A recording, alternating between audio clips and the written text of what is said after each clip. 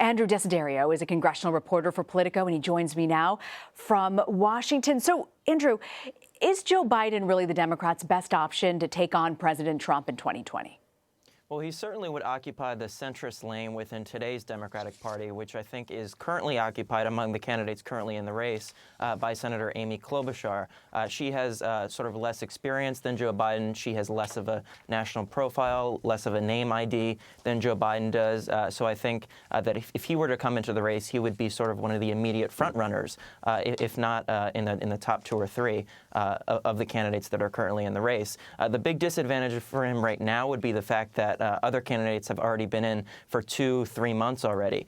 So he's at a fundraising disadvantage in that respect, and he would have to rely on sort of the more traditional way that candidates have fundraised rather than this sort of grassroots type of fundraising that folks like Bernie Sanders and Kamala Harris and Cory Booker and Elizabeth Warren have relied on for most of their political careers. Yeah, fundraising is so fascinating. He's such a big name. You would think it wouldn't be a problem, but folks have been raising money for some time now. Yeah, that's exactly right. These fundraising periods cut off every few months for the FEC filings, and candidates often try to use those as a show of strength and support and staying power in these presidential races. So I think it's going to be tough for Joe Biden to overcome some of that. Andrew, you recently reported on a new resolution in the House to pressure the Justice Department to make the special counsel's report public. It's non-binding, so do you think it'll have any real effect on what we'll ultimately see? Honestly, probably not. The chairs of 6 House committees, the Democratic chairs, that is, have already written a letter to Bill Barr, the Attorney General, saying, this is what we expect from you. We expect to see the full evidence, the full findings from the Mueller report. The problem is that William Barr, during his confirmation hearings in the Senate, did not fully commit to making the full Mueller report public and available to Congress. So that's something that set off alarm bells among Democrats on Capitol Hill, and it's, this resolution is just part of an effort to, again, as you said, put pressure on the Justice Department to fully release the report. But again, it's non-binding. It's not going to have any teeth. There is legislation that would require it, but it has stalled so far. Hey, Andrew, looking ahead to this coming week on Capitol Hill, we know the Senate is expected to vote on President Trump's emergency declaration for border wall funding. The Democrats don't want it. But do you get the sense, does the president have the support of his own party on this issue?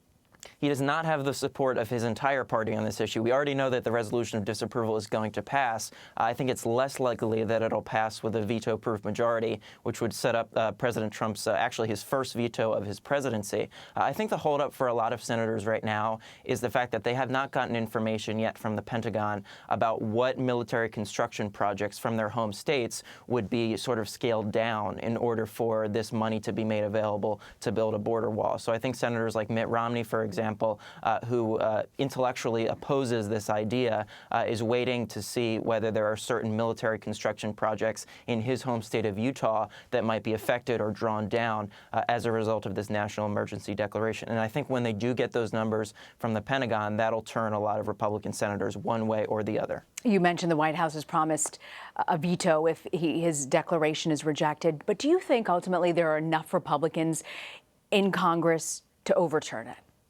Well, in the House, there might be.